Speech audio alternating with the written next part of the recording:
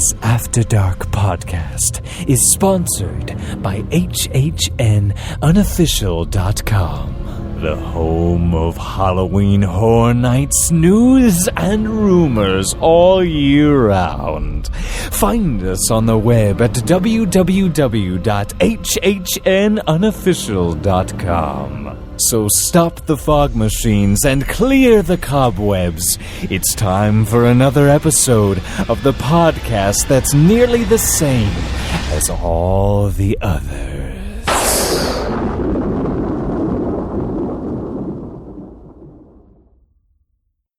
Warning. This show contains childish adult content and is intended for immature, mature audiences. Listener discretion is advised. The views spoken are ours and ours alone, not those of any other bugger. If you're easily offended, we strongly suggest finding another podcast. Everybody neat and pretty, then on with the show.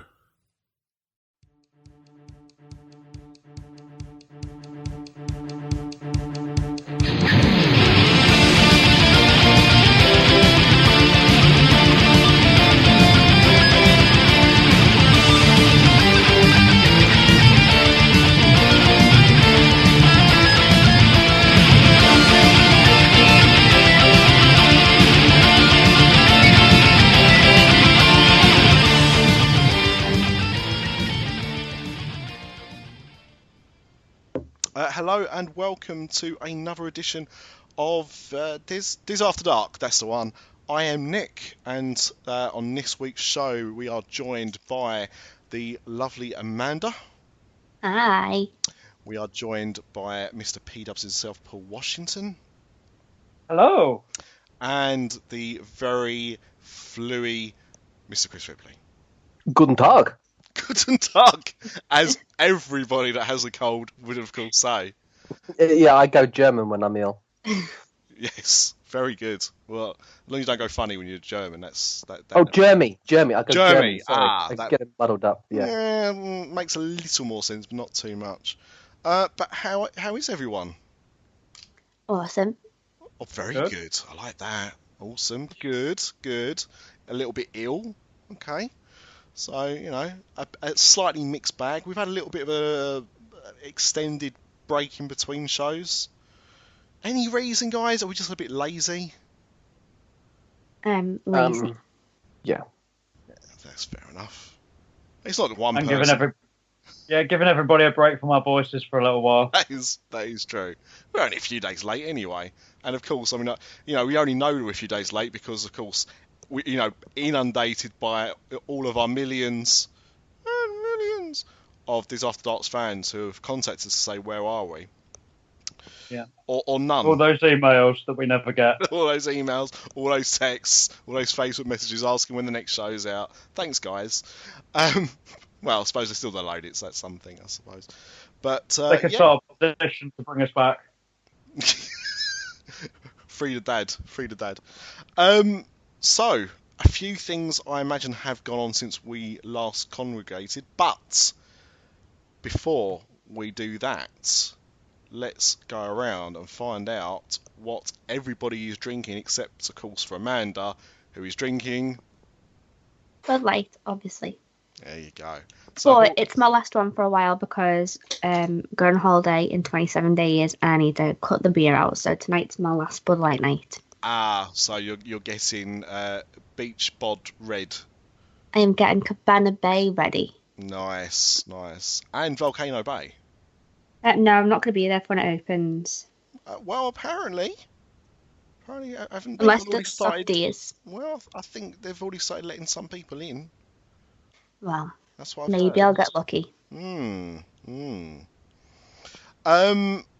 Yes. So in that case, P-Dubs, what are you drinking? I'm celebrating Mr. Dolan tonight, and I've got a strawberry lime copperbug. Ah, very good choice. Mr. Ripley, in lieu of you being sick, hot toddy, or? I'm doing this.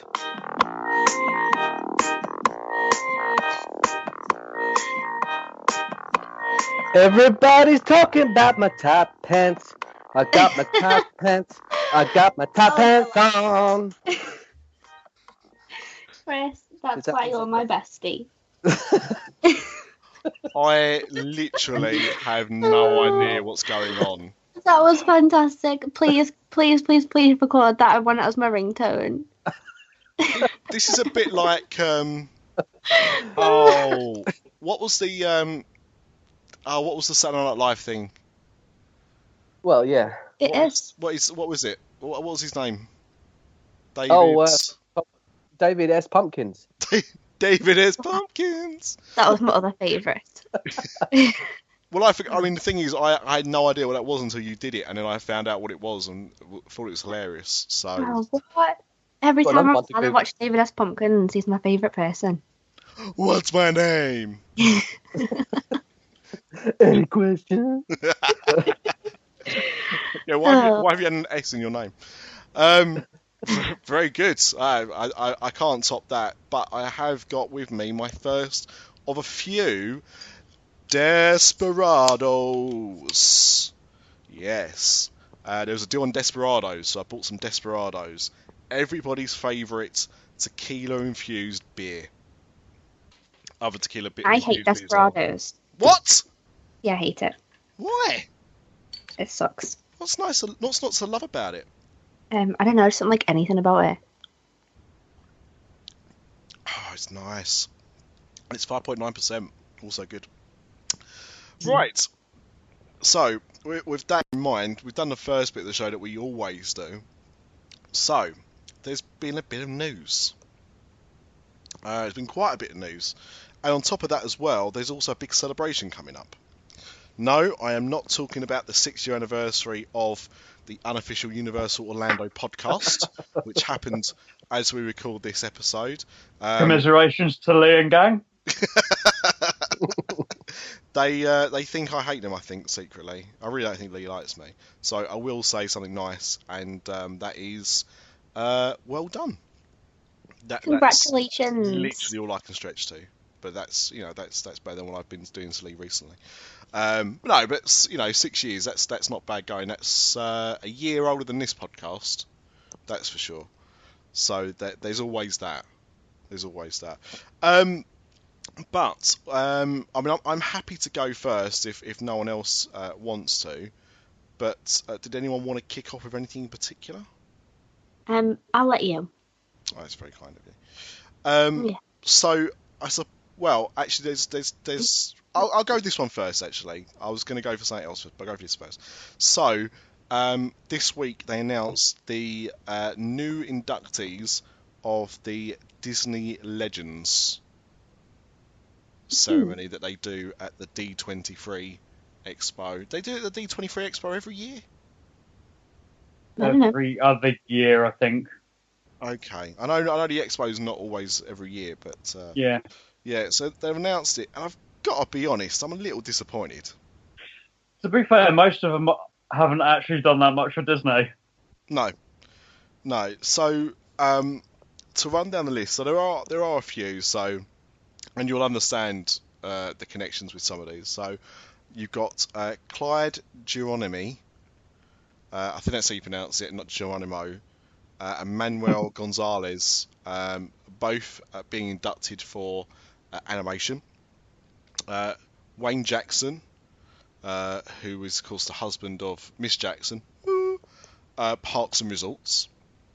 And I'd say that the last one on the list that really kind of has quite a big Disney connection is Julie Taymor. Now, for those, which it says theatrical next to it.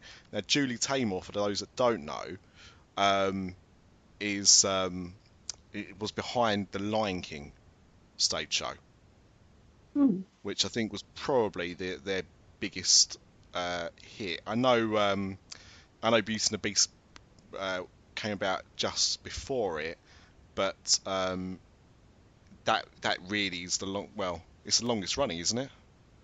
Yeah, it's the only one that's still running for any length of period, any length of time. Well, the only other one that's around now is Aladdin, which has only been, 2-3 years since it opened in Broadway? Yeah, I think so. I mean, I'm not sure. Is it still on in Broadway? I think it's still on Broadway. Yeah, it is. Yeah. And it's not much cop either. Oh, controversial. I haven't seen it yet, so I can't. Wait, I can't vouch. Lion King or Aladdin? Aladdin. Oh, Aladdin. Oh, yeah, I've heard that. I've heard it's Lion King is good. Aladdin, I didn't like it. Oh. I got told it's very panto-y. Yeah, I'd rather see a panto. Oh no, you didn't. Oh, so. Also, so they're the most Disney. I think the most Disney names in that list. So to go through the others, we've got Oprah Winfrey. What's she done? I don't She know. was in The Princess and the Frog. Was she? No, she wasn't.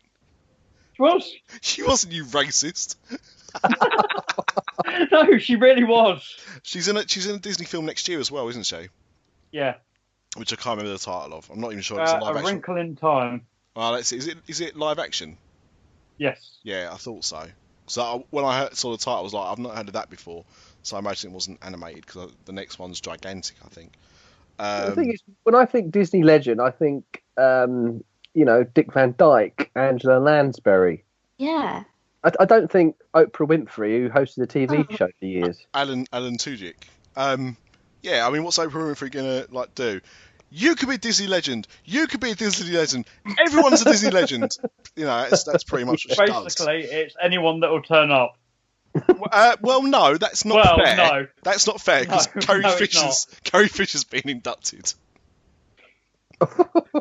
Too soon, Army. Yes, Look, I was devastated when she died, but I just had to say that. So Carrie Fisher and Mark Hamill are being inducted as Disney legends, as is Gary Marshall. Please call me Gary. He's going in. What? Pretty Woman? That was a Touchstone film, wasn't it? Yeah. He's pretty. Oh God, tenuous. Yeah, but they've done it for some reason. So I'll tell you who I would make a Disney legend. I would make the bloke that did all the voices. That guy. No, you are right. That bloke who did all the voices. You know the one I mean. I don't. Which Mark one? Silverman. What's the robot in Rogue One? Oh. Alan Tudyk. Alan Tudyk. Yeah. I said him earlier. He's on it. What? No, he's not. No. I'm saying he should have been before Oprah Winfrey. Yeah, I think Alan Tudyk. Look, I saw Moana 12 times this week. I hadn't seen it once before this week. Seen it 12 times. I've sat through it 12 times. I've not watched it once. But his chicken's brilliant. Hey, the chicken's brilliant. Doesn't even have a line. Yeah, but the robot in Rogue One's brilliant. Well, he's the Rogue One. He's a chicken in Moana. He's King Candy in Wreck-It Ralph. No, he's not. He's Duke of Weselton. He's also Duke of Weaseltown. He's also Duke Weasel in Zootopia. That's the play on the fact he was a Duke of Weselton. Yeah. And let's not forget, it may not be Disney, but to me, he'll always be the definitive Pirate Steve in Dodgeball. Yeah. Everybody likes a bit of Tudyk. What can I say? That's true. I met him way before he was a Disney whore. Yes. Yeah, I imagine when you was a brown coat. Yeah. I have never seen an episode of Firefly. I know how you guys talk. But I've never seen an episode of it. So Mark Hamill, Carrie Fisher, the aforementioned Oprah Winfrey, and Stan Lee. So they basically delved into, right, what do we now own? And as Paul said, also a touch of who's going to turn up. Hasn't Stan Lee been really ill lately, though? Yes. Yeah. So will he be turning up? I believe he's on the mend. Yeah, I think he's just taking it easy. At the end of the day, Stan Lee at the moment would probably go to the opening of an envelope. And at 90, I know, but he's about 125 years old, isn't he? So... Exactly, and at 125 years old, you've got to be a bit more picky. So, I mean, let's be honest, he's filmed, 4 or 5 Marvel cameos this year? I believe he's done 6. And he was in Jimmy Nesbitt's thing the other night. Oh, well, that's his, isn't it? Or Jimmy Cold Feet. Yeah. He was in Jimmy Nesbitt's Cold Feet. That's it. That's a crossover. Oh. I can just see Stan Lee in The Hobbit. Why? Because James Nesbitt was in that. Oh, I haven't seen it. I just about sat through Lord of the Rings. I couldn't sit through 3 more. But yeah, I mean, let's be honest. Although I slagged him off in the last show, Stan Lee, is a legend in the Marvel world. Mark Hamill is Mr. Star Wars. Really, him and Harrison Ford are probably the biggest names out of Star Wars. Carrie Fisher, gone too soon. But they're not really, to me, they're not really Disney legends. Yeah. That's, and I mean, and again, it's not taking anything away from them, but it's just, yeah. Well, they're Lucasfilm luminaries. It's just a different type of award. Yeah. Speaking of Lumiere, Beauty and the Beast doing well. We'll come to that later. Yeah. So I read it and I was like, yeah, it's not a bad list, but it's just not a very big Disney list, and I think it's a shame, especially when other than who we've already mentioned, there's probably loads of people who I'd consider a Disney legend over them. I mean, even Eisner. Love him or hate him. Was he ever made a legend? I don't think Eisner is a legend. No, I don't think any of the former chairmen have been made legends. So it's been going for quite a while. 87 was the first year. Although it's grown over the years. It's a bit like the WWE Hall of Fame, actually. That's what this has turned into, right? Let's be honest. This is the WWE Hall of Fame, whether you like wrestling or not, is the Hall of Fame that will have Hulk Hogan in and Donald Trump. Yeah, that's true. They're both in the WWE Hall of Fame. Why is Donald Trump in there?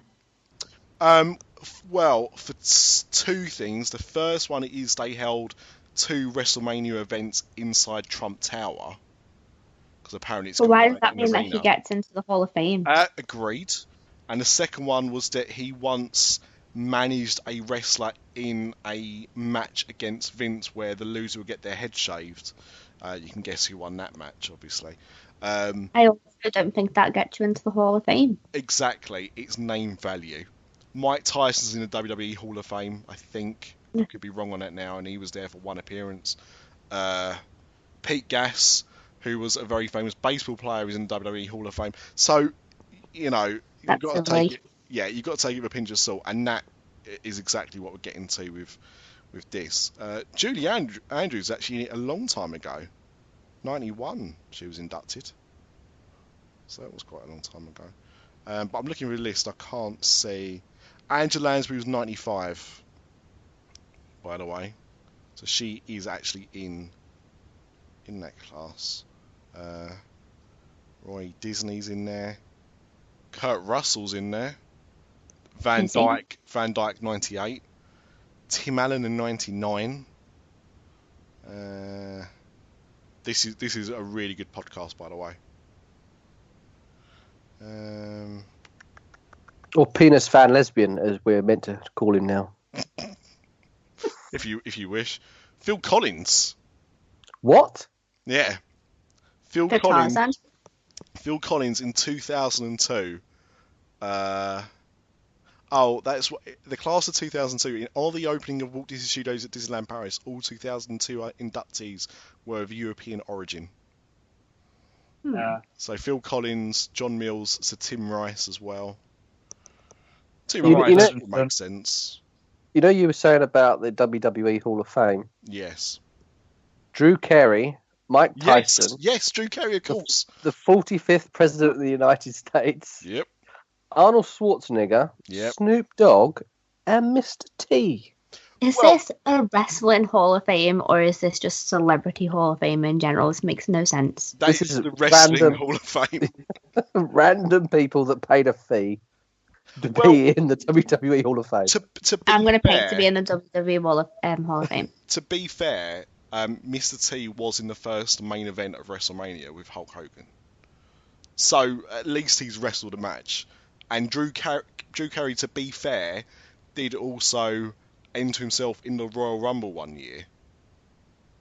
So he's actually been in a ring. But even so. And that's what I'm going to do. Drew Carey was inducted by Kane.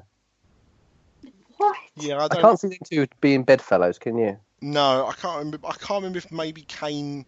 I think Kane coming to the ring was what made him eliminate himself. I think that might have been the reason why for that. But yeah, I've not actually watched this year's Hall of Fame. Honest to God, right? WrestleMania this year lasted 5 hours. Right, 5 hours was the WrestleMania show. There was a 2-hour pre-show. There was the night before another 2.5-hour pay-per-view for NXT, one of their other wrestling organisations, and then the Hall of Fame on the Friday night, which is about 2.5-3 hours long. I like wrestling, and even that was too much wrestling for me. Sod that. Although I will say the fireworks they had at the arena, which was the Citrus Bowl and is now called something else, down in downtown, would have put Disney World to shame. Holy shit. I have not seen fireworks like that before. And they did actually set fire to the stage at one point. Ed Wynn only got inducted in 2013. That's disgraceful. Johnny Depp's in the Hall of Fame. Do you know what also is disgraceful? What's that, Chris? I need to make a plea to our audience. Dear audience. One of our beloved members of the fan community, Mr. Adam the Woo here. Oh, no! We weren't going to talk about this, Chris. Why? Because I'm sick of it. Carry on, Chris. Well, I'll just shut up then if we had a production meeting I wasn't invited to. Well, you had a production meeting before you was on the call. That's not exactly the same. We have our own things on this, and Craig has his things on this, and you do. So this is an open floor. This is an open forum. But the thing is, right, I agree with the majority of what people are saying, but why keep taking his money? Why keep letting him in? Why keep feeding off of his publicity and all of his YouTube hits, and then decide, oh, you know what, let's boot him out? And let's be honest, they're not booting us out yet, so we're all right. But they've never let us in. Again, I think. Well, I don't. You know, the honest answer is I don't know. But as me and Amanda were talking before the show started, let's just put this into context for those that may not know. So there is a YouTube vlogger. You know, there's more than one. There's not just Amanda. There are others. Other vloggers are available. I don't watch any others. No, they're rubbish. But one of those is a guy called Adam the Woo. And he's been doing videos for a long time. And a good few years ago now, I think it was around 2012 or something, he did some naughty videos in both Disney Not that World. kind of naughty videos. I was going to come to that. In Disney World and Universal. Not naughty in a Leonard Kinsey way, but in a way that he was going into areas that he should not had access to. And a few years ago, Disney caught him, and as they warn you for trespassing, they will block you, and they will ban you from the parks, which is what they did. Eventually, that ban got overturned, and he started doing those again. Now, he's been doing his videos in both parts pretty much ever since, and then this week he was escorted from the premises and told by Universal Security that he was banned indefinitely, in a way similar to what he had been treated before by Disney. So Craig and Mr. Ripley, and lots of other people are annoyed about the situation, and are trying to get Universal to listen to the masses and let him back in, because as Chris pointed out, he by him doing videos in the parks, it gives them a bit of publicity and gets people talking about them, and people are now saying that they should boycott the park because they're not happy about it, and this, that, and the other, and that's cool. Like if you want to do petitions and if you want to tweet stuff and support him and everything like that, that's fine. I've got no issue with that. At the same time, my own opinion, an opinion that is shared in at least some ways by Amanda, is that he did something wrong and it should have been dealt with at the time, and it wasn't. And yes, it's a bit late doing something 5 years after the events happened. However, the guy committed a crime. If they want to ban him, that's down to them. Now, why it's taken 5 years, God only knows. But those videos are still online, and maybe they've only just been brought to their attention, which is slow work if it's true. But at the same time, he should have learned his lesson from Disney. He did some very silly stuff. And can I just say, he was taken backstage. I'm not saying he wasn't taken. I'm not saying he. But shouldn't the team member, shouldn't they be also punished? If they can find out who that is, of course. I'm not. Yeah, it was Matt Corn. Everyone knows that. Say that. There are other Universal employees. If you want to come on the show and deny that you had any involvement in it, that's fine. Yeah, maybe that's a good way to get Matt on the show, isn't it? Yeah, maybe that's how we get him on. No, he needs to come on from love. That is love. Well. No. Anyway, I love Adam the Woo. I really, really, really, really, really love Adam the Woo very, very much. And I've watched his videos for a long, long time. But I do agree that he did do something wrong. And if I would have gone backstage, I would have been banned from the park. But I do think that it's strange that it's been 5 years. You'd have probably been deported out of the country as well. We'd have had much more serious repercussions if it was us. So he was thanking himself lucky. Look, at the end of the day, how long is this actually going to be for? If anyone's ever been banned from something, I've been banned from places before. Not because I actually did anything wrong, I just happened to be near people that had. When you're banned from something for life, it doesn't always mean for life. And I'm pretty sure it will eventually blow over. He'll be able to talk to people, be able to resolve it. Might take a year, might take 6 months, might take 6 weeks, could take 6 years.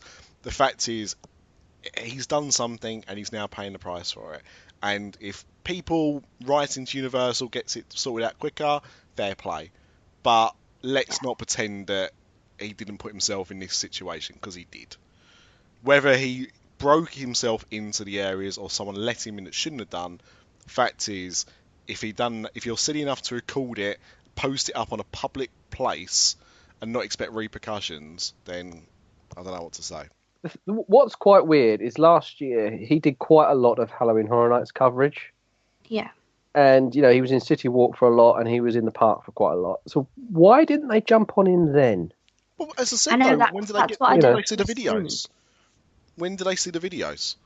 It could, for all we know, Monday someone could have gone, geez, I've been checking this guy's YouTube channel out. Have you seen this?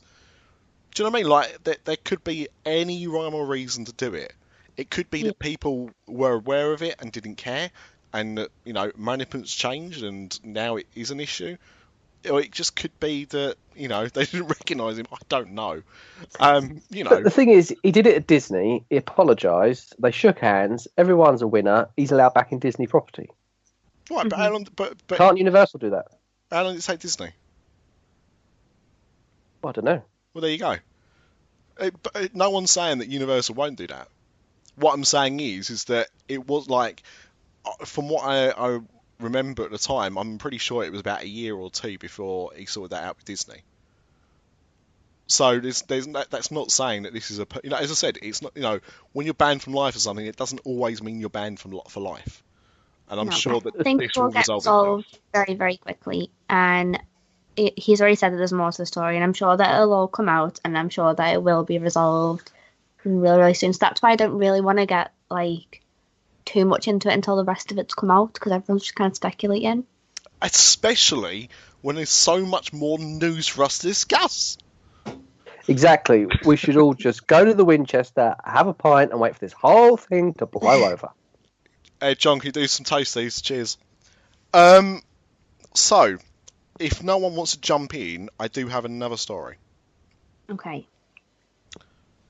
Excellent. So, the end of March, 31st of March to be exact, there was another Disneyland Paris shareholders meeting. They kind of went through the usual things about the results, a few negatives. Some of that was down because of the terror attacks, and they had to close the parks and some of that was the people in the audience. Some of that was the people in the audience.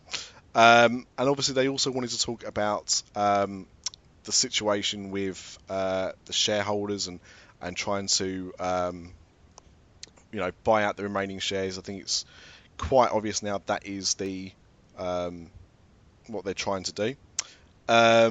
What they have announced is that the shareholders, people that are in the shareholders club now, will still be allowed to be allowed to have those benefits for the next 10 years.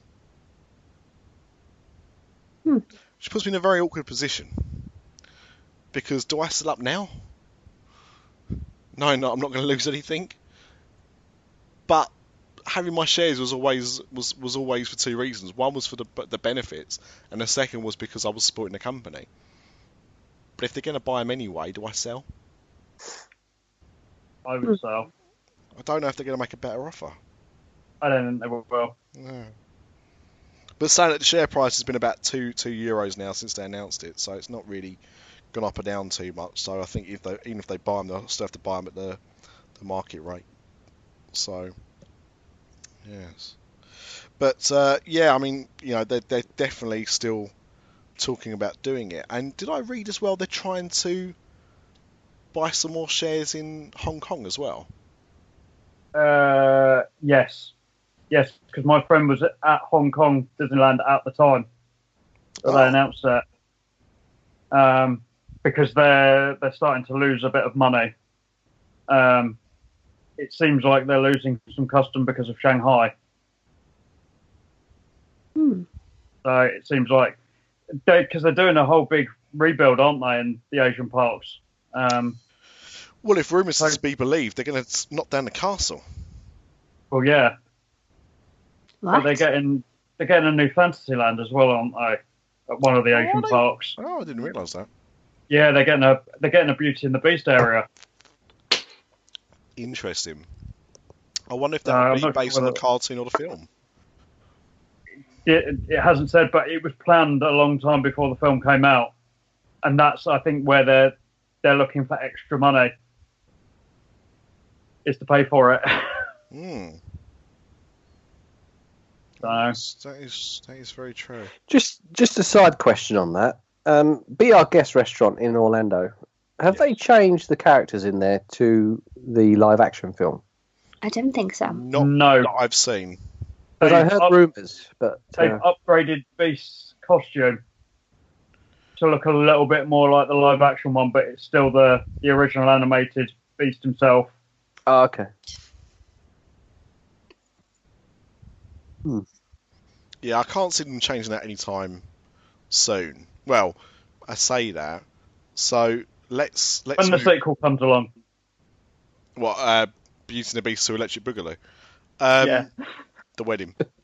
So let's talk about Beauty and the Beast actually, because obviously me and Chris have declared it the best Disney film this year. Well, actually, I think it's the only Disney film so far this year. But and better than the animated version, in our opinion. Everybody has enjoyed it. P-Dubs, have you seen it? I've not had a chance. I've had to kind of make choices about the films that are coming up in the next couple of months for date night without the little brat. Well, hang on a second. Why are you taking him? Not he won't sit still for that long. Fair play. No, he's getting treated to going to see Spider-Man: Homecoming. Oh, that does look good. To be fair, it does look good. To be fair. Beauty and the Beast is now going into what? Its fourth week? No, third weekend? No, this will be its fourth weekend because it spent 2 weeks at number 1 in America and it got dethroned last week by The Boss Baby, which I have also seen. I'll talk about it in a bit. So this is its fourth weekend. Does anybody know? No Googling. Does anybody know how much it's made in America as of the beginning of this weekend? Not one. 407,294,34 So that's pretty elaborate there, Chris. P-Dubs, do you want to make a guess? I'm not sure. All I read was that it had nearly made $1 billion worldwide. It has made, as of this weekend, exactly the amount Chris said, and a further 512 million globally for a grand total of $919 million in less than a month. It's projected to overtake Rogue One. That won't surprise me though, because, well, I mean, Rogue One was never going to be as big as The Force Awakens. As much as I like Rogue One, which it comes out on Monday actually, I'm going to have to go down to the shops and buy it. I'm going to buy Rogue One on the 10th of April. I never go to shops and buy films.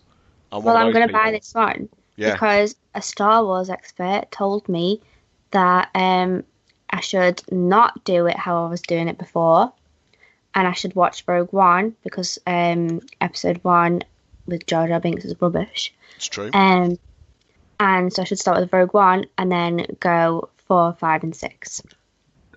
First, there's two things to that. Firstly, never listen to... if a Star Wars fan tells you how to do something, they probably have never done it before.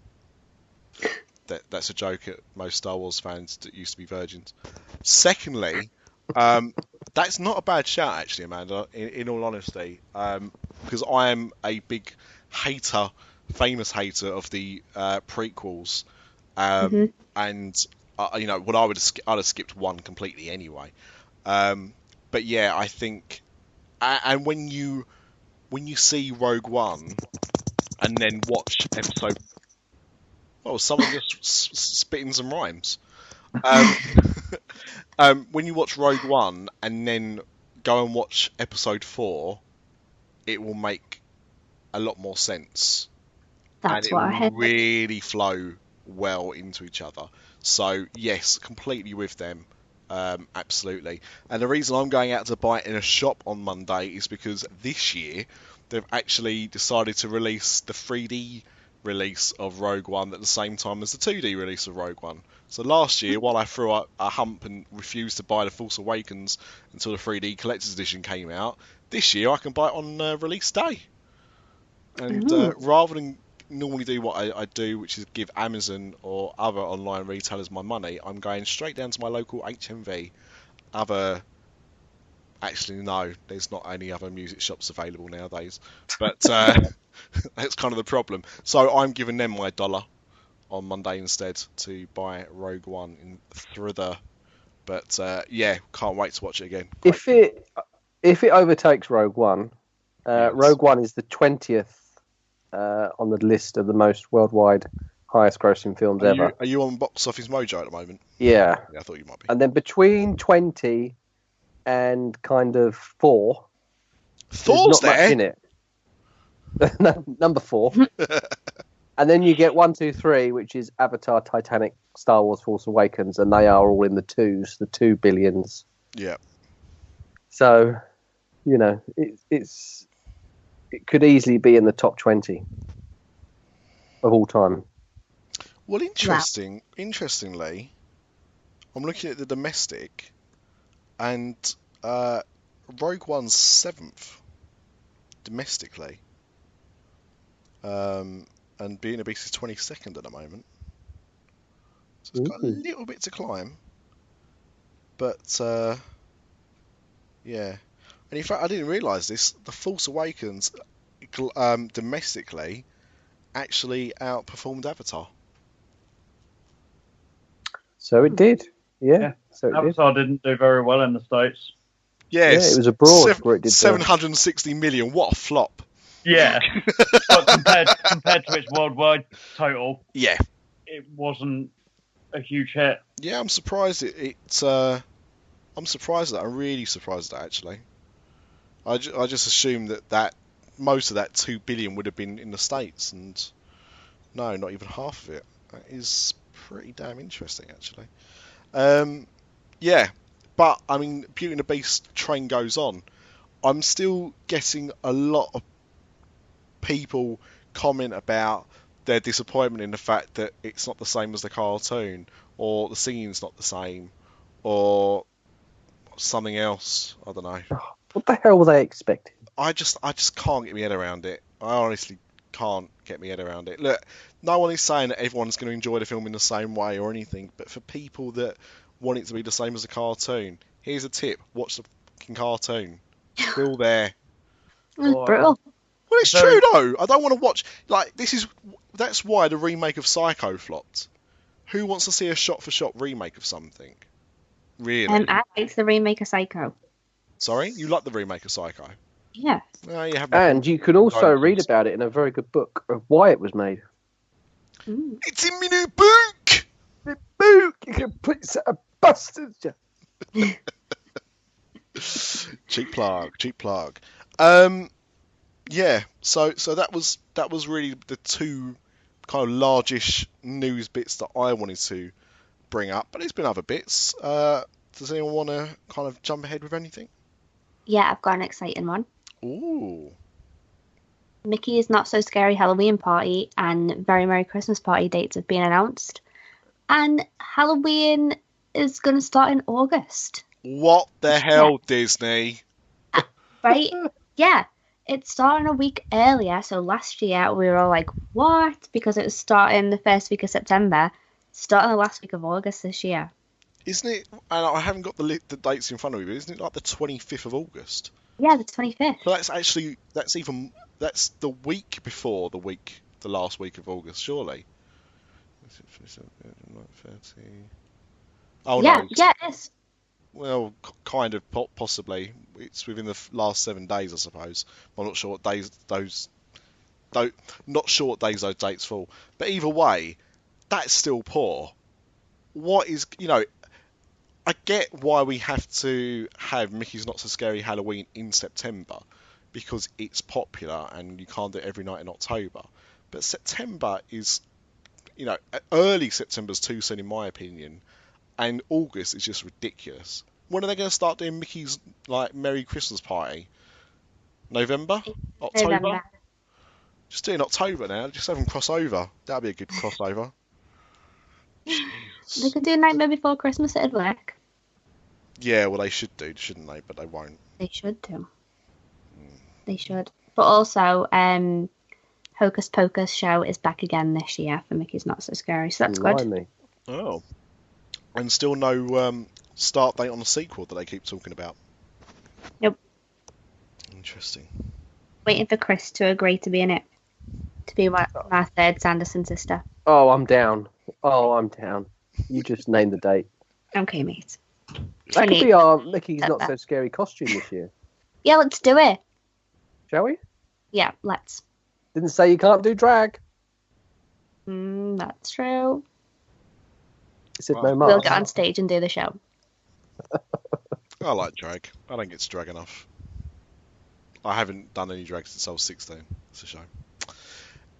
Anyway. I also have some breaking news. Have you seen the episode of The Simpsons where they go to Itchy and Scratchy Island? Yeah. Itchy and Scratchy Island? Nope. Yeah. No. What? No. Wait. Itchy and Scratchy Land. Oh, yes. Yeah. Yeah. And you remember it's like a parody of Jurassic Park, isn't it? Yep. Well, Disney you can't make this up, Simpsons. I mean, the Simpsons seems to foresee the future, like President Trump. We all laugh at the time. Did it. Now it's Simpsons a reality. did it. Yep. Exactly. Well, the Simpsons, Disney have filed patents today, basically saying that they are developing robot walk-around characters to walk around the theme parks. I heard about this. Yeah, to replace some of the actual actors that play the walk-around characters. The actual patent cites Baymax from Big Hero 6. So technically, I suppose, I don't know, can you get a guy inside a Baymax costume? I suppose you can. Well, you can because there is one. There is one, yeah, okay. So this would replace said guy with a robot, and you could genuinely meet a robotic Baymax. Wow. And then others would follow on after that. Oh, and of course, Alan Tudyk is, of course, in Big Hero 6. He is. Yeah. He's one of the bad guys. Or is he? Oh. You have to watch it to find out. Yeah, I mean, robots in a theme park, it's not going to go wrong. Look at Westworld. But that aside, yeah, Skynet is coming. Skynet is coming. I don't know. I mean, every time they do something, you think, well, that's not going to work. Like when they got the patent to do the drones, it was like, well, that's what are they going to do with that? Well, they did a fairly cool show with them actually, but yeah, until they start using technology, as Amanda said, like WALL-E would be great, and didn't they do a WALL-E like that? I don't know. Like because they do the living. What's the project called? Right, with the Muppets. Mobile Muppet Lab. Yeah, but it's actually called, like, I'm sure it's part of a scheme called like the Living Initiative or something. Oh, okay. Like the actual project itself, and they've been playing about with like robotics and stuff like that because I mean I've never seen in real life the Muppets Mobile Lab, but it looks brilliant. Would you like a fun fact about that? I would like a fun fact about that. The actor that generally plays Professor Bunsen Burner, is that the correct name? Bunsen Honeydew. Yes, Bunsen Honeydew and Beaker Mm-hmm. is also the same actor that often plays Jack the Clown from Halloween Horror Nights. Well, that is a fun fact. There you go. That's weird. I thought you were going to say like played Push the Bin or Push the Trash Can or something, not Jack. That's pretty impressive. Yeah. Wow. Amanda, what was you going to say? I don't know, because that's just throwing me right off, because that's weird AF. I'm pretty sure there was a WALL-E one though, and I know that with Remy, I don't know if anyone's seen that. That was like a little remote control. They used to have a little remote control Remy that used to wheel up to your table, and they used to lift up the dish, and he was underneath it smelling smell the cheese. Why did they stop that? I don't understand. Because they opened the proper restaurant. Is he not there though? No. It was the restaurant to Stars, wasn't it? Restaurant Stars, yeah. Yeah. And then when they opened the actual Ratatouille restaurant, it went. Isn't it in Epcot now? Isn't it in the Paris Pavilion in Epcot? Might be. I've got a feeling they moved it to Epcot, you know. I'm sure it's still being used somewhere. Well, one of our talented listeners might be able to tell us, I don't know. But, yeah, it's interesting though. I mean, as I said, like for Baymax, yes. For WALL-E, yes. But I don't know if I'd like to see like a robotic Goofy or something. Well, you've got a talking Mickey Mouse now. Yeah, but he's real. This would be a robot. What? He's real. You met him, ain't you? It's the real deal, man. What are you talking about? Jeez. Right, so before we go on to our next one, I just wanted to have a quick pause, give gives me a chance to probably insert an advert break, actually. But just wanted to send our thanks out to Chris's friend, and really ours as well, Logan Seculo, who has been donating to this show through sponsorship for about the last, 14, 15 months or so. On his Walt Disney Today show, and also on ScareZone for those shows. And sorry, it's WDW Today, isn't it? That's the official name. Yeah. Got tongue tied there. But yes, but we have mutually agreed to end that, and we wanted to thank Logan for all that he's done for us, and of course wish him well going forward, especially because he's still doing stuff with Mr. Ripley, so he better carry on the success that we've helped. I think we've had a part in the success of ScareZone. And grabbed hold of the coattails as well. Well, maybe that, but I didn't want to focus on that too much. Thanks, Paul. But no, Logan's been a good friend to us over the years and will continue to do so.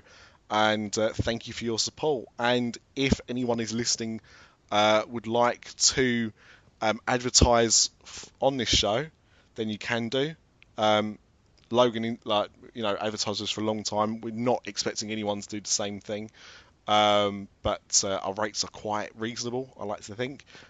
So if you would be interested, or somebody that would, please give us a email at the email address. disafterdark@gmail.com. That's the one. Or on our Facebook group, which is Dis After Dark. Facebook.com/Dis After Dark. Yeah. Or if you're lucky enough to be in the secret group, message us in there. Yeah. Or on Twitter. We don't mind how you contact us. Anyway's good. But so thank you very much, Logan, and all the best of success in the future, and I'm sure our paths will cross. So, Mr. P-Dubs, was there something you wanted to discuss? Otherwise, I'm going to force something on you. No, I was going to bring up, sadly, 2 deaths within the Disney community in the last few days. Oh, great. What a downer you are. Yeah, I know. Debbie Downer P-Dubs. Jesus. First of all, the last Imagineer that Walt Disney himself hired, George McGuinness, passed away earlier in the week. He'd worked on The Haunted Mansion, Pirates of the Caribbean, and lots of the great rides that we know and love in the parks. Well, how old was he? He was 87. Good innings. And then, obviously, secondly, Mr. Potato Head himself, Don Rickles, passed away. He did.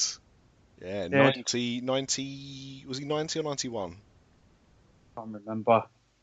But yeah. Good age. He was, yeah, just sadly coming before Toy Story 4 comes along, and obviously is now the second main cast member from Toy Story to pass away. Yeah, and I think he'll be a bit harder to replace, to be honest. Yeah. I don't know if Potato Head was part of Toy Story 4.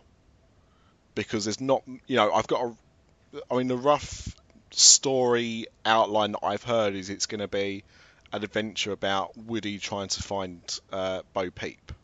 Yeah. That's all I know. I don't know how much of the original cast are going to be involved in it. I don't even know when it's set. I don't know if it's set after Toy Story 3, in between Toy Story 2 and 3, or what.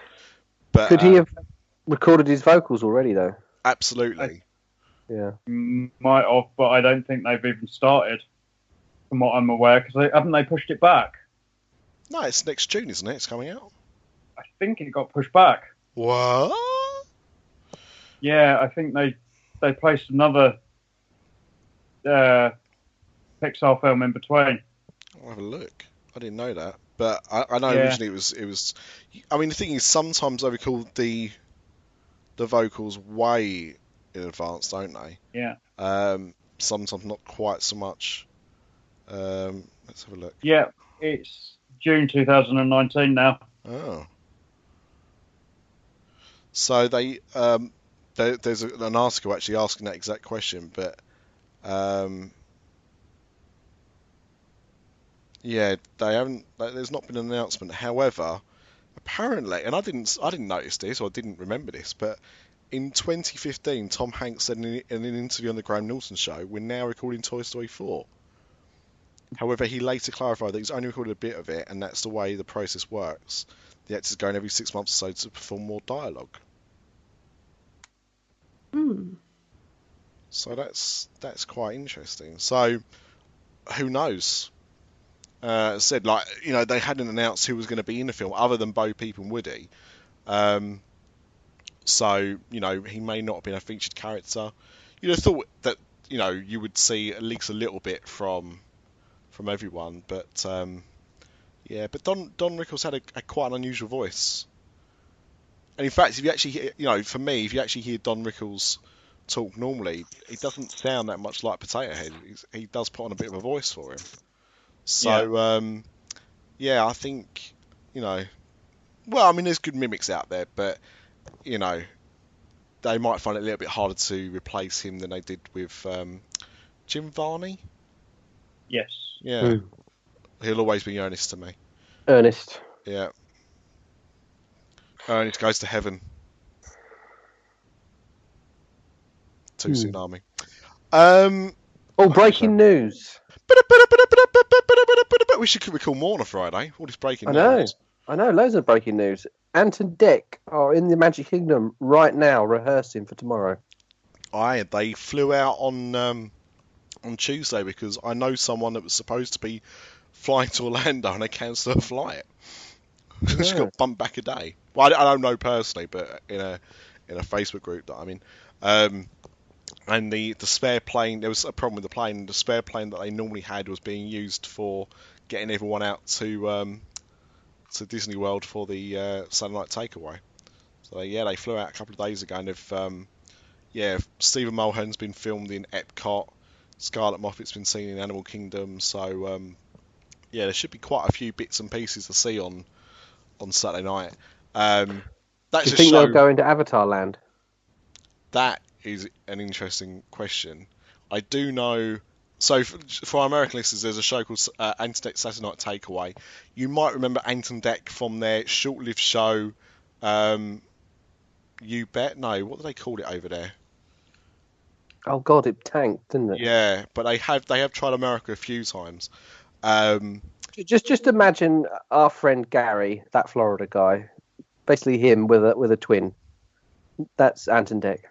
Yeah, and completely change their faces and give them more forehead and stuff. But yeah, Lee and Gary is same. Gary and Lee. Yeah, that's Ant and Dec. But they host a live variety show on a Saturday night, and the last show of the series is being done at Disney World. They flew out a load of people that won tickets, and they're having a show recorded out there. They're staying. What I thought was interesting was the fact they were staying at the Caribbean Beach Resort. Yeah, which, considering everything that was going on, they must have got a decent rate for that. Isn't that a building site at the moment? Yes. I don't think they've started yet. Oh, they're not. No. Ant and Dec, they're not staying there. I heard they're renting the whole of the top floor of the Grand Floridian. What? Are you having a bubble, or is that true? No, that's what I heard. Wow. Because they were out there recently and they had the whole top floor of the Grand Floridian. Well, because they did record some bits and pieces for the show, obviously, to show off the park. Mm. So, I know they've been out there before. That's, wow. I mean, they're quite big stars, but I mean, whole of the top floor of the Floridian big. That's pretty impressive. They're not quite Jimmy Fallon, are they? Well, they are. Pants. They do. Well, really, they're kind of the UK version of Jimmy Fallon, aren't they? No, I love Jimmy Fallon. I'll do the song again. Do it. So, what I was going to throw at you, Mr. Dubs, before you gave us the bad news, is the fact that there's a little anniversary coming up this week. And again, I don't mean UOP. Yeah. There is a small anniversary, shall we say. Somewhere across the channel. At Disneyland Paris. And one of us might be going. Amanda, is it you? No. Chris, is it you? It's not me. It's not you? Well, it's not me, so... Is it you, Paul? I think it might be. Oh, wow, you lucky, lucky man. So, now, you are going for one day. Well, it's nearly 2 days. It's one night. One night.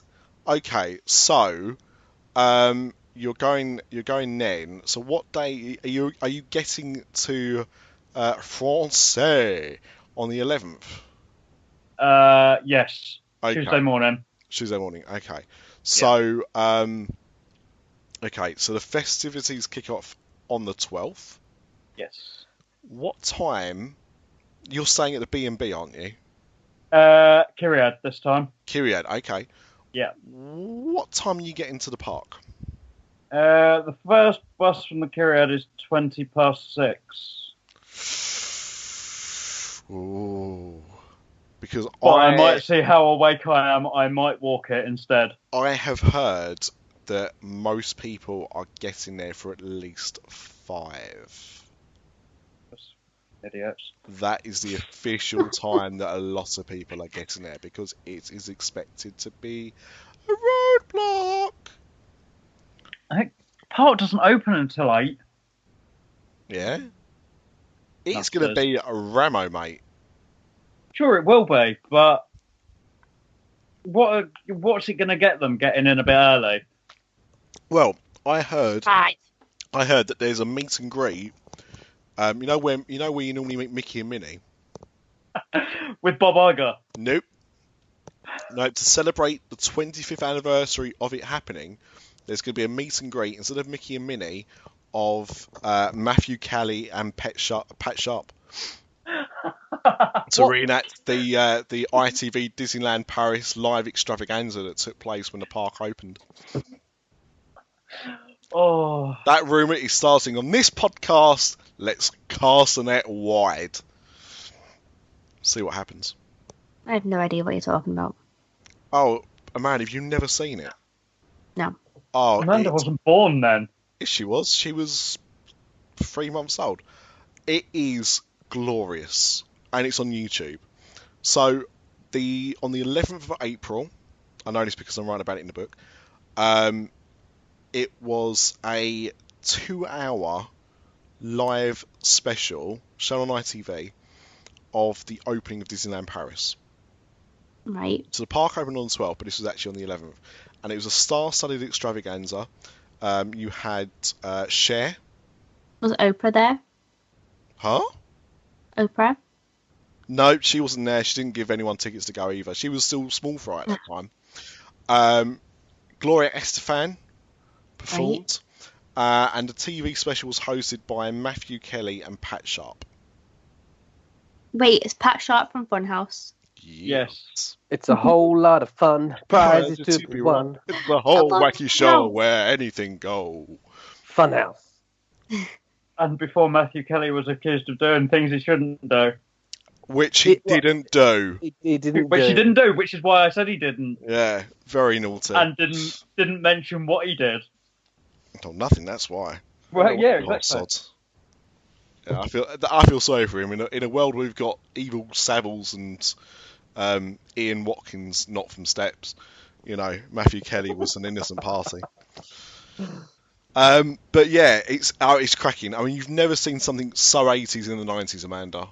The hair, everything, it's cracking. But what's good about this special was, because it was, trying to really hype up this amazing new theme park, was they were talking about the future. So there is a segment during the show where they talk about MGM Europe and show you some production, some like pictures and designs of MGM Europe. They talk about the Little Mermaid attraction that never opened as well. So it's quite interesting from a historian's point of view of Disneyland Paris, because not only is it like the opening of it, but it was also, you got access to all these things that never actually happened because of the financials. So it's a nice little piece of history, and it's on YouTube. It is cracking. Yeah, so I may have exaggerated. That's probably not going to happen. But, I mean, people are expecting some pretty big things, aren't they, Paul? Yeah, I heard rumours a while ago that people are expecting Lady Gaga and Elton John. What? They're Lady the same Gaga? person. Well, this is to disprove that theory, isn't it? No one's seen them in the same room. Now they will. Or it's holograms. The thing is, though, it's not within the realms of possibility, because there was John Legend the other week, wasn't there? Yeah, and Terry Hatcher. Yeah, I don't get that. I don't. Why is a Desperate Housewife? What's that got to do with Disneyland's 25th anniversary? No idea. And she's never visited the park before. No. Although Desperate Housewives was on ABC. Yeah. I suppose. But Elton John did perform at the opening of Space Mountain. Yeah. So he has got history. He did Disneyland's 60th as well. Oh, did he? I didn't realise that. Yeah. So he definitely has previous. Yeah. So that's a possibility. Gaga would be a new one. Yeah. But, her and Elton are pretty good mates, I think. Elton live, by the way, is awesome. Oh, good, yeah. Where did you see him? Vegas. Yeah. What did you see? $1 Million Piano or? Yeah. Oh, that piano is fantastic, isn't it? Oh, it's amazing. I saw him at the home of football. Vicarage Road. Old Trafford. Boo! What a dump. I'm a Sam fan. I can't. Well, I can talk now. We've got a decent stadium, but yeah, you got a good one now. I actually bought the. They released that as a DVD and Blu-ray. The $1 Million Piano, filmed at Caesars. Have they? And yeah. It came out about 2 or 3 years ago. Ooh. Yeah, and it's good. Like they've captured it as well as you can. They've done it really well. So yeah, I got it for the memory of having it. The night I went, actually, Wayne talking about Man United, Wayne Rooney was in the audience, and Elton John made a point of pointing them out. What, in Caesar's Palace? Yeah. Blimey. I think because what it was, we only went to see Elton John because we had tickets to go and see Amir Khan fight, and the guy he was fighting had failed a drug test or something about a week before, so the fight got called off. So we got our money back for the tickets, and we was like, right, well, we've now got nothing to do to Saturday night, so we saw Elton John instead. Is Elton John a Disney legend? Yeah. Yeah. Pat Sharp? Yeah. He's only got the one. I mean, it's a legendary performance. But just for the mullet alone. Yeah, I mean, it's quite a legendary haircut, and I think he was wearing double denim, if I remember rightly, as well. Oh. But yeah, I mean, Elton John doesn't just have performing at the park; he also has, the fact he did the songs for the Lion King. And did he do another Broadway show as well? I don't know. No, but he's been announced for one recently. Has and he? I can't remember what it is, with Tim Rice and Andrew Lloyd Webber. Oh, Joseph and His Amazing Technicolor Dreamcoat. That's right. Yes, they're doing a film, aren't they? Yeah. Yeah. If it doesn't star Philip Schofield, I'm not interested. Damn right. See, I saw Jason Donovan in that role. Jason's Donovan. Jason's Donovan, yeah. Real thing, by the way. Jason's Donovan. Donny Osmond was the other famous one, wasn't he? Yeah. I wonder if they'll get to do it. I bet it'll be someone like Fastbender. Or, oh no, I'll see who it'll be. It'll be... John Barrowman. Nah, he's too old. It'll be... Loki. Tom Hiddleston. Oh, Tom Hiddleston. Yeah. Be someone like that. Didn't he come out recently and say that he's definitely not going to be the next Bond? Not that I've heard. I know that he'd kind of been hinting that he wouldn't mind doing it, but I think the money's now on Daniel Craig doing another one. Yeah. Because the remake of Our Friends and the second series of Our Friends and North isn't happening anymore. So. Oh, what a shame. I know, he's got to fall back on something. So. And Layer Cake 2. Layer Cake 2 Electric Boogaloo's not happening anytime soon either. So, shame. No, Matthew Kelly's going to do that one. We now have to briefly interrupt the podcast to have a few words from our sponsors.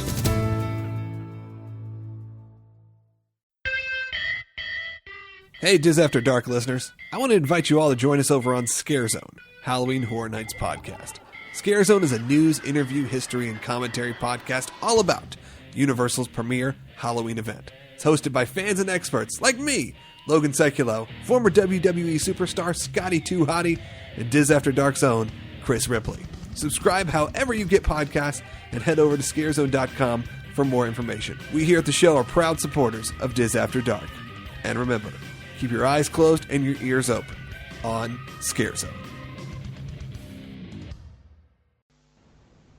Right, so it's time to talk about the other sponsor we have for the After Dark Podcast Network. And gents, if you were thinking, as you have done previously and you will do again, if you was thinking about booking a trip to one of the parks that we've talked about, who would you think of asking or at least approaching? Well, there's only one name that springs to mind only. Wendy. So Wendy's so famous, she's only got one name like Madonna or Cher. Well, it's not actually true. She has two because she's got a surname as well, which is Prater. So of course, Wendy Prater at Magical Journeys Travel. We're so well prepared with this. It's like we've been practicing all day, finishing off each other's sentences. Sandwiches. For God's sake, this is totally unorganised. But we may be unorganised, but Wendy is not. Oh, smooth. You see, I love how you did that. That's what she's there for. I'm a big fan of your work. Oh well, we're a big fan of Wendy's work, which is the point. More than that, whether you've been to Disney 1 or 100 times, there's still lots of planning involved, and I think we can all attest to that. Yep. And our burgers are good as well. They are. They are. And of course, now with Magic Bands, everything else is even more complex. I mean, geez, the last time I went, it was much easier than it is nowadays. So, Wendy can be the person to take away that pain of getting a reservation for Be Our Guest. Where, friend of the show, that Florida guy, just tried the grey stuff. Yeah. Hasn't reported back yet as to what it tasted like. And, you could try and get a fast pass for Anna and Elsa. Now, if us mere muggles or mortals tried to get a fast pass for Be Our Guest or Anna and Elsa meet and greets, how successful do you think we would be? Well, I've already failed. I didn't get an ADR for Be Our Guest. See? So I wish I'd gone to Wendy for that one. Wendy, not just the home of good burgers, but the home of good travel planning. So visit Wendy at wpmagicjourneys.com, or you can contact her on Twitter at wpmagicjourneys. And of course, if you mention that you heard one of our amazing podcasts, and that's how you got to hear of Wendy, she'll give you $25 off your deposit for any trip package. And our own Mr. Ripley at the moment has been on one of the Disney cruises, and she's able to offer generous onboard credits for Disney Cruise Lines as well. Something to bear in mind.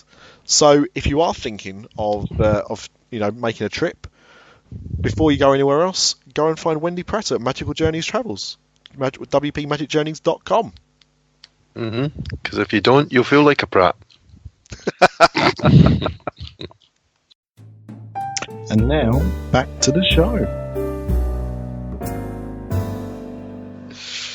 So anyway, so you're going for the 25th anniversary. What else have you heard?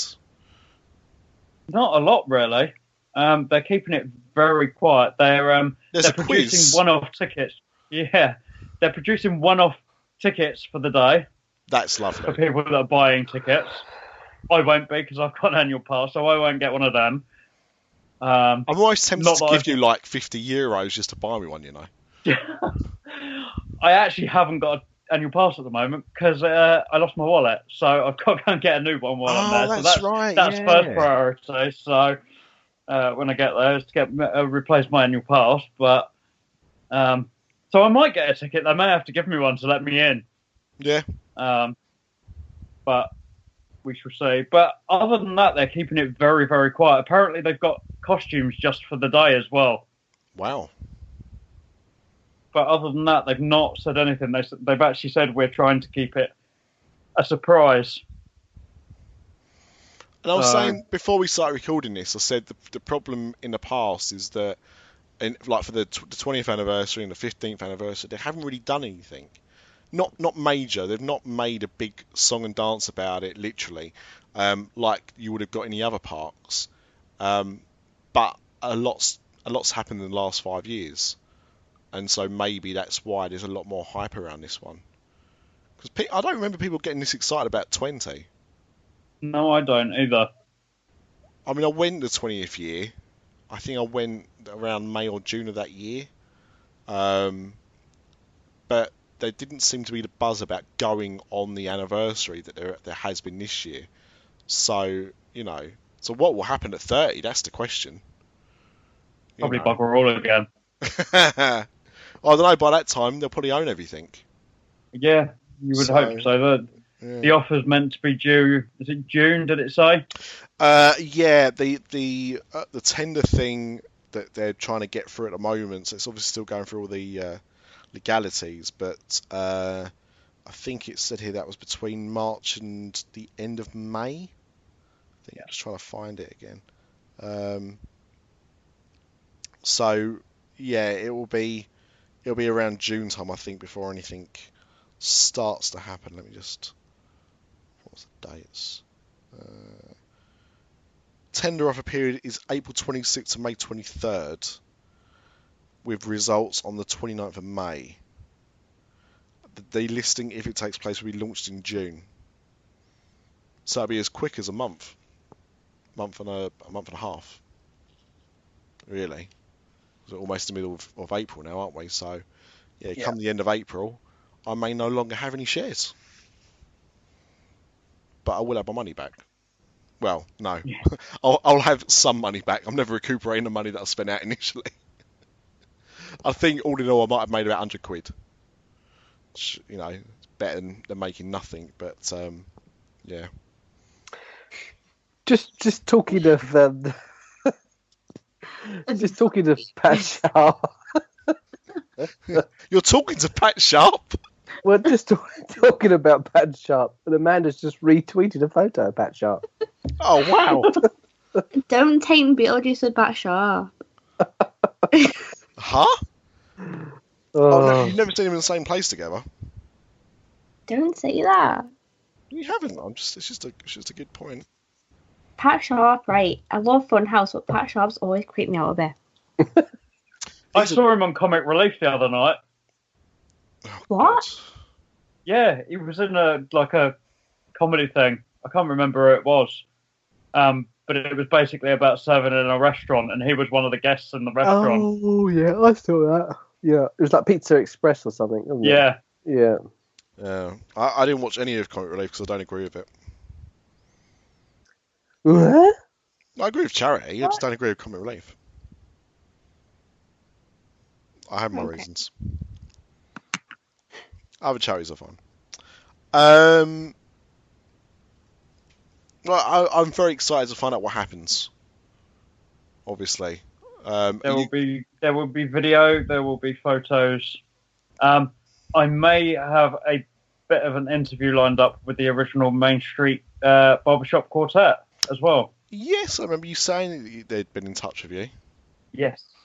So we shall see. They're working with ED92. They're filming all their stuff while they're out there. Oh, okay. But they did say to drop them a message while we were there. So I might get some stuff from them, hopefully. Awesome. Are you doing anything for your podcast? There might be some little bits for the Magical Kingdom of Walt. It won't be a full episode, I'm sure. I might slip some history bits into the Magical Kingdom of Walt. So we shall see. Depends on what I get. It might be that it's absolutely shite, and I don't want to talk about it at all. You're going to have to. I think you have to take with you one of those power packs. Yes. No, I've got one ordered. There's one coming tomorrow morning. I saw some Star Wars ones in Primark the other day. I did almost buy one of those, but there were big queues. I couldn't be dealing with that. Anyway, was there any other news that anyone wanted to talk about? Did anyone want to talk about the abuse that Craig got on Grinning Gaze the other day? When doesn't he? He always gets abuse because he's usually the one dishing it out. To be fair though, I've been involved in some of that, and I got off completely scot-free. So I was quite chuffed. I was quite chuffed, and also, what have I done wrong to not get abused? Other than talking about your little branch. I was talking about my twig, yeah. It's that Adam, he wraps everything in a croissant to eat it, doesn't he? Pretty much, and then calls it French food. Yeah, God knows what he think if he ever actually come to France. So proper French food.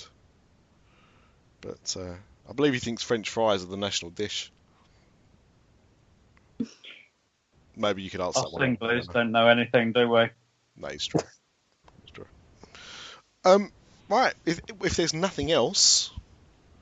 we've missed the big one, Nick. No, it's a little twig. How are we not talking about Tron? I'll do my Jim Hill impression.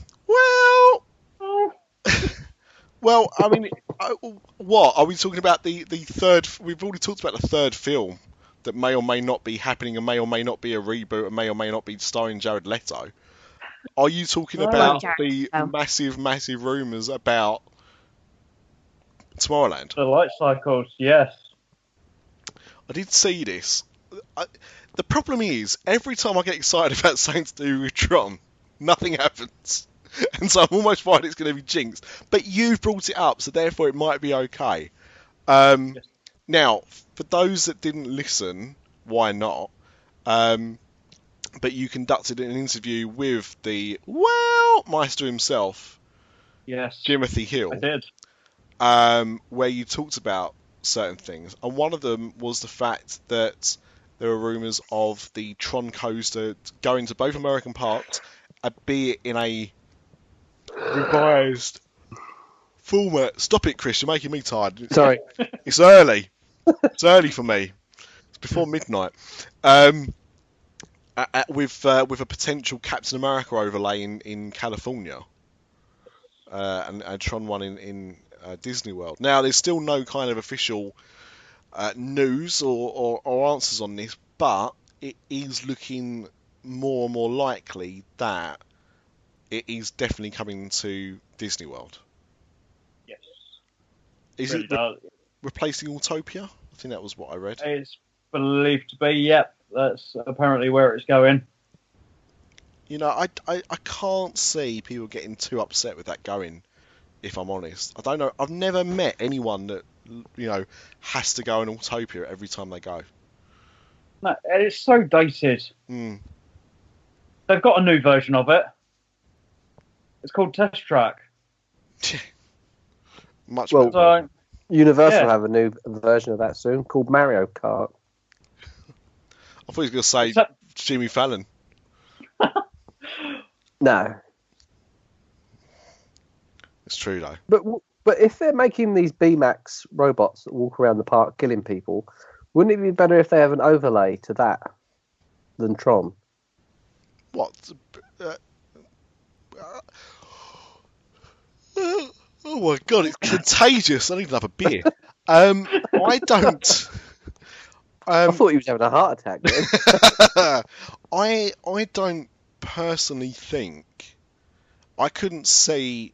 I could barely see when Jim was talking about Captain America taking the Tron coaster technology and having that overlaid, how that would work.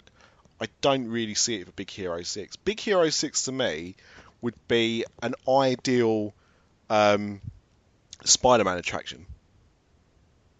Yeah. So forget what I did with Ratatouille, because Ratatouille is obviously similar to Spider-Man, but it's like an inferior version. But if they really wanted to do a Spider-Man type attraction, that's what I think Big Hero 6 would be good for. I don't think a coaster would really fit into Big Hero 6 that much. Personally. That, and I want it to be Tron. But have they announced yet that Stitch's Great Escape is becoming Wreck-It Ralph? No. I believe it's possibly been pushed back. The rumours going around that they went to the animators of Wreck-It Ralph and they went, yeah, we're in the middle of making Wreck-It Ralph 2. We're not doing a ride at the moment. Fair enough. I don't know. I mean, the thing is, they can't be replacing that ride with another version of that ride, can they? Every version of it's flopped. Well, I mean, all right, Alien Encounter may not have flopped, but it wasn't what they wanted it to be. It just terrified people. Yeah. And Stitch's Great Escape, even people that love Stitch like me know it's pony. So, I just don't think that ride concept works. They need to do something else. But, yeah, because is it called Wreck-It Ralph Breaks the Internet? Or Ralph Breaks the Internet? It's only coming out next March, isn't it? Yeah. That's really coming around quick. Like from when it's was finalised to it coming out, it's been pretty quick. But yeah, so I think that's reasonable. But they definitely need something in that area. It'll be interesting. You're right, though, Chris, because I mean, Big Hero 6 is going to be a cartoon as well, isn't it? Oh, is it? I think later this year. TV series, yeah, series. But the animation style will obviously be different, in the same way that the Rapunzel one that's coming out soon has got a different style to it as well. So. Oh, and don't forget DuckTales. Woo! Woohoo! Is I'm also coming out. I'm looking forward to that, even though again the animation is quite different. I'm still looking forward to it. And David Tennant plays Scrooge McDuck. He does very well as well, from the footage I've seen so far. Yeah, I hope it works.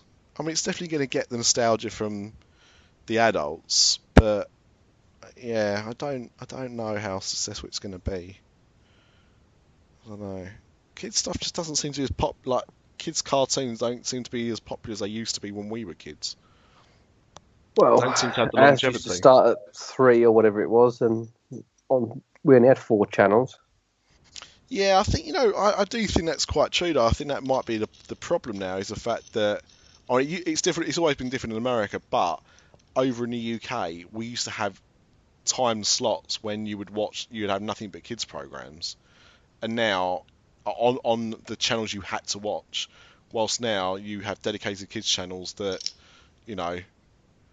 you have to kind of go and seek out. You're not forced to watch cartoons anymore, or kids programs. So, yeah, I don't know. It just seems like programs don't seem to have the longevity that they did when we were little whippersnappers. That's because things were better when we were younger. That is true until you go back and watch them.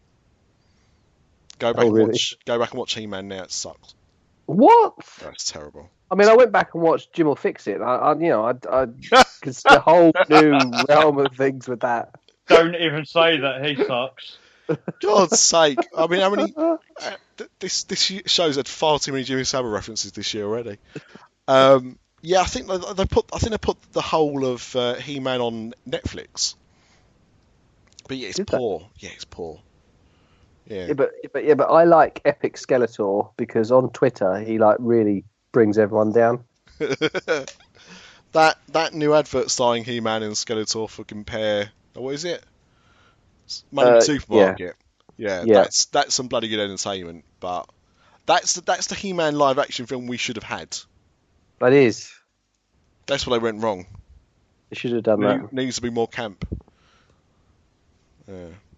Could it be any more camp? You could have Biggins playing Skeletor and John Barrowman playing He-Man. So yes, you can always make something more camp. Always. So Paul, were there any time frames with this story? Because I didn't see it in the article that I wrote. I didn't see any time frames, but did they give any hints? Jim was saying it's likely, I think it's going to come after Epcot has had its upgrades. So, talking Ratatouille going in France and the other. I know they've been talking about Coco maybe replacing the Three Caballeros in Mexico. And obviously Guardians going in Ellen's Energy Adventure. I think, by the way, Guardians are going to be massive this year. I really think it's going to do gangbuster numbers. I'm talking Beauty and the Beast numbers, Chris. You reckon? Yeah. Yeah, I'm seeing a lot of people hyped about Guardians of the Galaxy.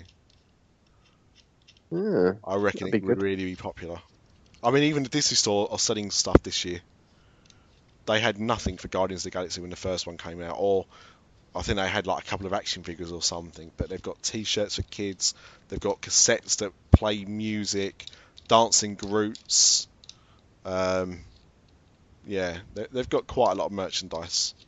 So I think they're really kind of going for it. And every time I see the trailer, I mean, I've seen the trailer a lot, unfortunately, recently, because I've going to see quite a few films at the cinema because of my Cineworld pass. And every time I see the trailer for Guardians, you hear people laughing. So people are getting excited for it. And I think more people are going to see it this time as well, due to the fact that they're going to be in Infinity War as well.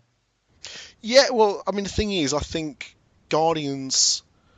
I mean, it did really well, considering, but Guardians no one kind of knew about, and said, like, my wife wouldn't go and watch it at the cinema, but like the only reason we're not seeing it on opening night is because that's the day she's travelling back home.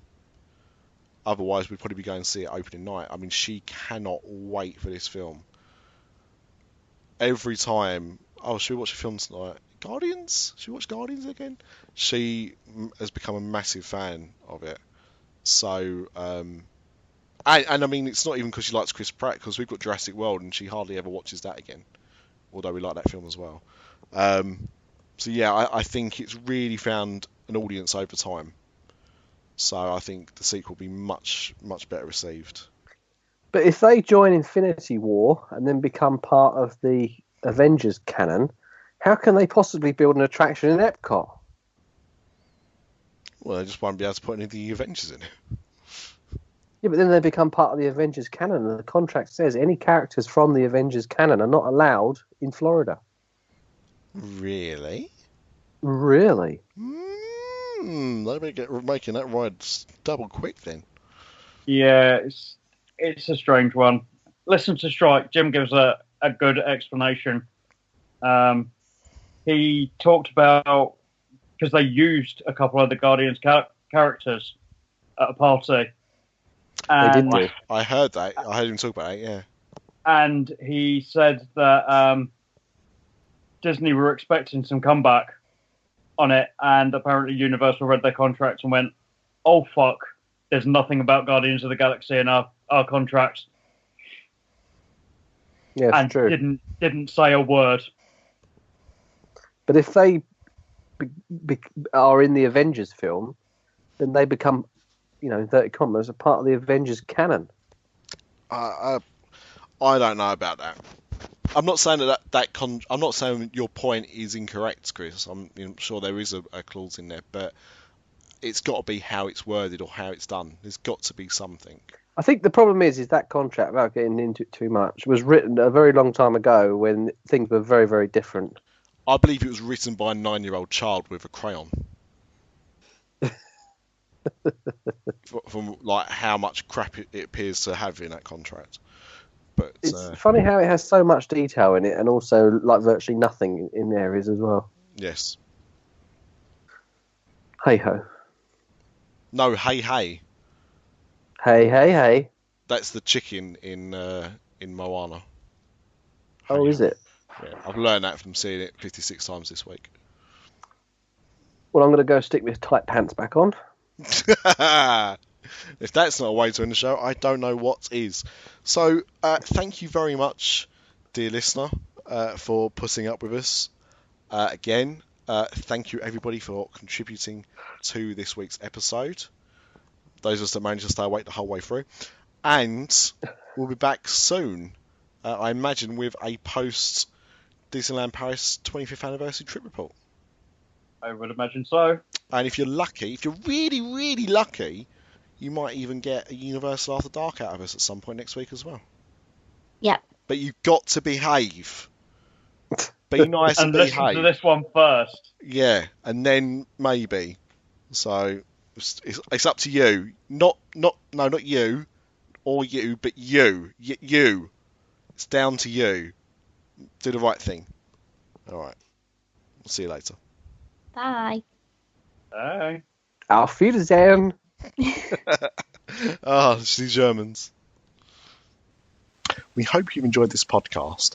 If you would like to support Dis After Dark and the other After Dark Network podcasts, please visit our website at www.patreon.com/Dis After Dark. That's patreon.com/Dis After Dark. Thank you.